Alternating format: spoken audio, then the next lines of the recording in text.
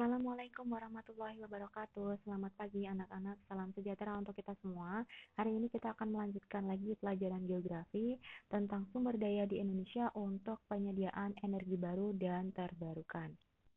Energi baru terbarukan ini disebut juga dengan istilah energi alternatif.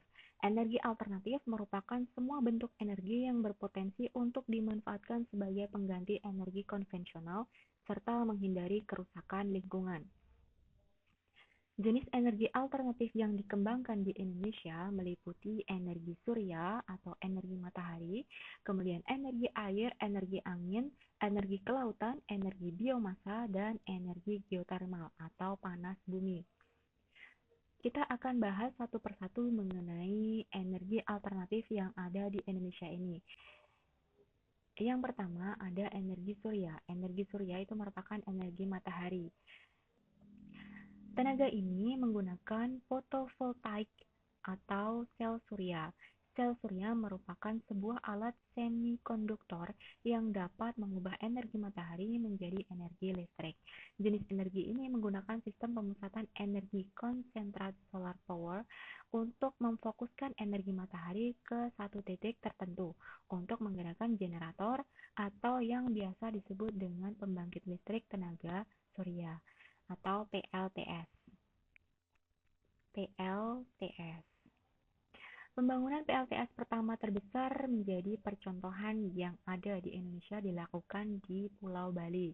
Berikut beberapa lokasi yang menjadi lokasi PLTS di Indonesia, yaitu PLTS di Kabupaten Karangasem, Bali.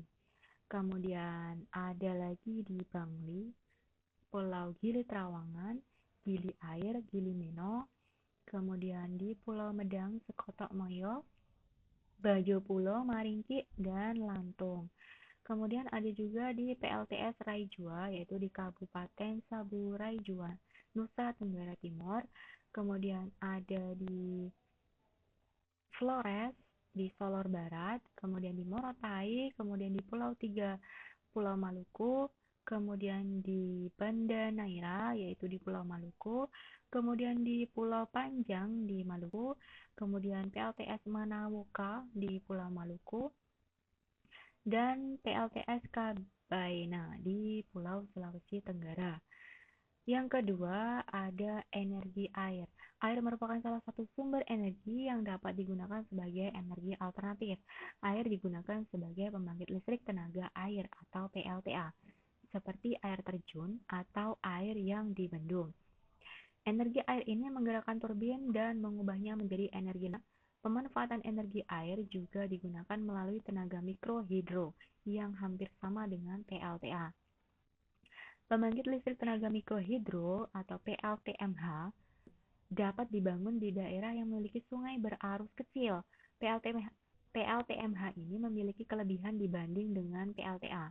Kelebihan tersebut terutama dalam hal biaya yang relatif murah dan lebih aman terhadap lingkungan. PLTA yang dimiliki Indonesia tersebar di daerah sebagai berikut ini, yaitu PLTA Sigura-gura di Sumatera Utara, PLTA Maninjau di Sumatera Barat, PLTA Jatiluhur di Jawa Barat, PLTA Tuntang di Jawa Tengah, PLTA Garung di Jawa Tengah, PLTA Sempor di Jawa Tengah, PLTA Wonogiri di Jawa Tengah, PLTA Lodaya di Jawa Timur, PLTA Sangguru di Jawa Timur, PLTA Wlingraya di Jawa Timur, PLTA Karangkates di Jawa Timur, PLTA Tes di Bengkulu, PLTA Tonsen di Sulawesi Utara, PLTA Sadang di Sulawesi Utara, PLTA Riam Kanan di Kalimantan Selatan, dan PLTA Sentani di Irian Jaya.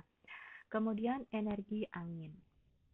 Energi angin dapat dimanfaatkan sebagai pembangkit listrik tenaga angin atau dikenal juga dengan pembangkit listrik tenaga bayu atau PLTB. Pemanfaatan energi angin ini menggunakan turbin angin. PLTB yang pertama dikembangkan di Indonesia adalah di Pantai Saman, yaitu di Yogyakarta. Daerah yang dapat digunakan sebagai PLTB adalah daerah yang memiliki kecepatan angin relatif konstan, yaitu kecepatan rata-rata tahunan sebesar 3,4 sampai 4,5 meter per detik, searah dengan arah angin yang cenderung tidak berubah-ubah. Beberapa wilayah di Indonesia yang memiliki potensi sebagai ladang angin adalah Jawa bagian selatan, Sulawesi, dan Nusa Tenggara Timur. Kemudian energi kelautan. Energi kelautan yang mulai dikembangkan Indonesia adalah energi gelombang dan pasang surut air laut. Pemberdayaan energi pasang menjadi energi listrik dikembangkan oleh Badan Pengkajian Penerapan Teknologi, yaitu BPPT. Di wilayah Indonesia Barat berada di Rokan Hilir, Riau, dan di wilayah Indonesia Timur terdapat di Merauke dan Papua. Pengembangan energi gelombang laut berada di Pantai Baron, Yogyakarta. Kemudian energi biomasa. Biomasa merupakan sebuah istilah yang digunakan untuk sumber daya hewan dan tumbuhan, serta limbah yang dihasilkan yang memiliki potensi energi. Contoh biomasa adalah pepohonan, tanaman, rumput, ubi, limbah pertanian, limbah hutan, dan kotoran ternak. Pemanfaatan biomasa dapat dibedakan menjadi beberapa kategori, yaitu yang pertama ada biodiesel. Biodiesel merupakan sumber energi biomasa cair yang bahan bakunya berasal dari kelapa sawit, jarak, dan kedelai.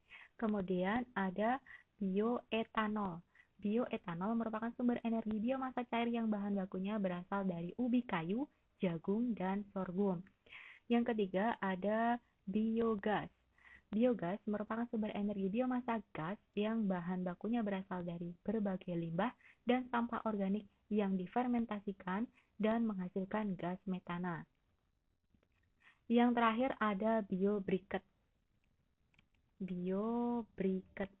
Jadi biobriket ini merupakan energi biomasa yang bahan bakunya berasal dari sekam atau arang sekam atau serbuk kayu, serbuk gergaji, dan limbah biomasa lainnya yang diolah dalam bentuk padat atau di briket. Pembangunan pembangkit listrik tenaga biomasa (PLTBM) di Indonesia mulai banyak dikembangkan terutama di wilayah Sumatera, Kalimantan, dan Papua. PLTBM di wilayah Sumatera dan Kalimantan memanfaatkan limbah sawit, sedangkan di Papua menggunakan limbah sagu. Yang terakhir ada energi geotermal. Energi geotermal merupakan energi panas bumi, yaitu energi panas yang tersimpan dalam batuan di bawah permukaan bumi. Sebagai daerah vulkanik, wilayah Indonesia sebagian besar kaya akan sumber energi panas bumi. Jalur gunung api membentang di Indonesia dari ujung Pulau Sumatera sepanjang Pulau Jawa, Bali, Nusa Tenggara Timur, Nusa Tenggara Barat, menuju Kepulauan Banda, Halmahera, dan Pulau Sulawesi. Hal tersebutlah yang menyebabkan pada wilayah ini terdapat potensi panas bumi yang dapat dimanfaatkan. Kelebihan dan kekurangan energi alternatif akan kita bahas satu persatu. Kelebihannya, energi alternatif itu cenderung lebih ramah lingkungan. Kemudian pasokan ketersediaannya melimpah, dan sebagian besar energi alternatif merupakan sumber daya yang dapat diperbarui, yaitu renewable resource. Dan yang terakhir, sebagian besar merupakan energi yang berasal langsung dari fenomena alam, berupa sinar matahari, angin, dan air. Sedangkan kekurangan dari energi alternatif, biaya instalasi awalnya cukup mahal, kurang dapat diandalkan karena bergantung pada kondisi alam, belum dapat dioperasikan secara efisien karena beberapa energi alternatif masih dalam tahap pengembangan. Dan yang terakhir, kekurangannya adalah penggunaan energi alternatif ini belum didukung sarana penunjang. Sebagai contoh, penggunaan bahan bakar bioetanol belum ditunjang oleh produksi massal kendaraan yang berbahan bakar bioetanol. Untuk materi ketahanan pangan sudah selesai sampai di sini. Untuk pertemuan berikutnya, kita akan mengadakan evaluasi atau ulangan harian bab terakhir mengenai ketahanan pangan yang materinya mulai dari awal sampai akhir ini. Sekian dari saya, terima kasih. Wassalamualaikum warahmatullahi wabarakatuh.